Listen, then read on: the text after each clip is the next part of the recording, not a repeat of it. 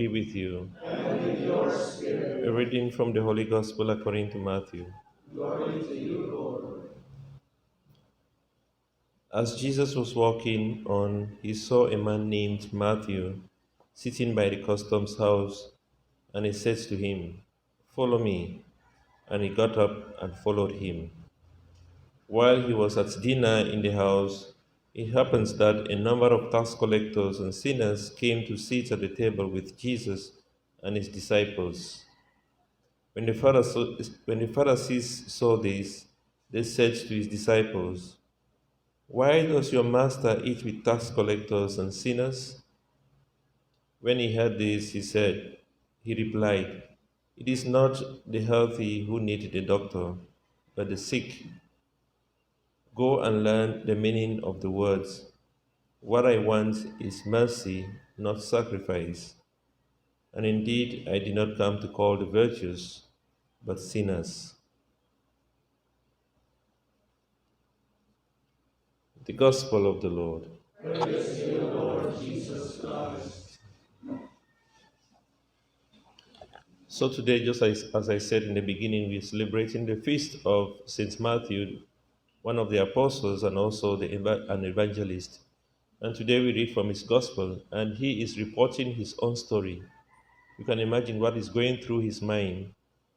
As a holy person, somebody who has followed Jesus, he has written about him. I mean, among all the disciples, you would think that Matthew would be one of the learned ones because he was a tax collector chosen by the Romans to keep an account of everything that was happening, especially regarding the taxes. And he is reporting a story about his own call, how his life was before the time he met Jesus. And you can imagine the kind of difficulties Matthew went through being chosen as one of the apostles. I mean, forget about the fact that he was martyred. I mean, the difficulties he encountered amongst his fellow apostles. Uh, we know that many of the apostles were fishermen.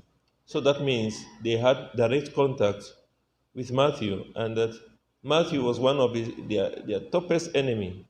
Because whenever they fished and they brought the fish ashore, Matthew would be the first to come and tax the fish, and they had to pay painfully to him. Now, just remember that the Jewish people, they had gone through a lot. First thing, they were enslaved in Egypt. They went through the desert for 40 years suffering and going through a lot of difficulties. And then even when they settled in the promised land and they were disobedient, they were taken into exile. And they spent many years in exile, and then they came out of exile. And then they went from one tribe to many other nations came and took over them, and they were maltreating them. The last of them being the Romans. And you can imagine the frustration that they had towards the Romans. And they thought the Savior who was coming to save them would save them from the hands of the Romans.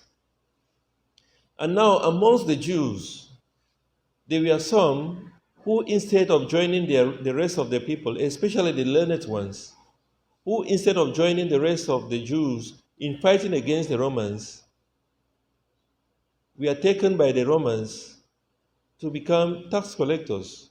So tax collectors were not Romans, they were Jewish people.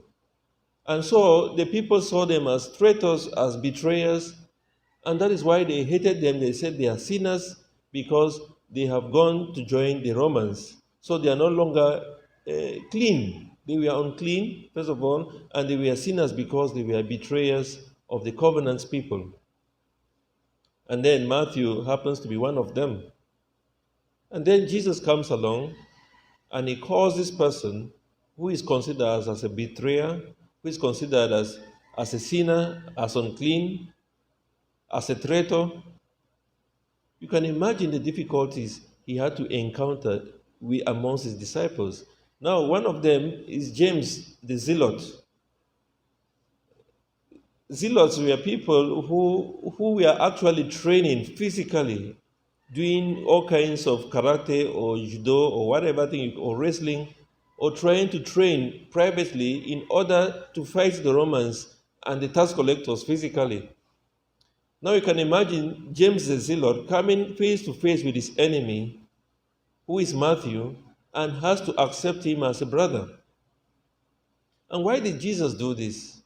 Why did Jesus choose Matthew, knowing that he would go through all that he went through amongst the disciples? He was never accepted. It took a lot of time for them to accept Matthew as a brother, because from time immemorial they have always seen Matthew as a traitor, as somebody who betrayed them. And Jesus he decided to choose Matthew as one of the apostles, knowing that he's a sinner, knowing that he's not going to have an enemy, he's not going to have an easy time. And there in the gospel, we find the Pharisees already complaining and saying, "How comes your master eats with tax collectors and sinners?" And Jesus says, it is only the sick who needs a doctor. I came not for the righteous, I came to turn the table around. I came for sinners, not for the righteous. And it makes all the difference.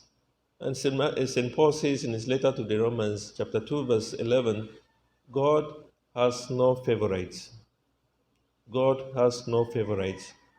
He has come to heal us. He has come to set us free. He has come to change everything again over and over. And I mean, if Jesus himself could choose Matthew knowing who he was, knowing that he's a tax collector, he's a sinner, he's hated, he has betrayed his own people. What do you think about your own brokenness, about your own sinfulness? That is exactly what he has come for. He has come to redeem us. He has come to heal us. He died on the cross particularly for you as an individual, because he wants to set you free, because he has come for sinners, because he knows you are sick and he's the doctor who can heal that sickness. And that is what exactly he has come for, that we may be healed, that we may be restored. Those who are depressed, that they may find hope again in him. Those who are in despair, that they may find hope in him. Those who are sick, that they may receive their healing. That all those who are going through difficult times, that they may receive hope and restoration for everything that they have lost. And that is what Jesus came to do, to bring again all those tax collectors who gathered in the house of Matthew, all the sinners who gathered in his house, that they may see the light again. God did not come to make the dark to stay in darkness. He wanted to bring the light to those in dark, that they may be able to see. And that is what he's doing for each and every one of us. So as we continue to celebrate the feast day of St. Matthew, let us also remember our brokenness, our sinfulness. And we trust in God that he is always there to heal us. He's always there to restore us to himself. He's always there to bring light in our darkest moments of our lives.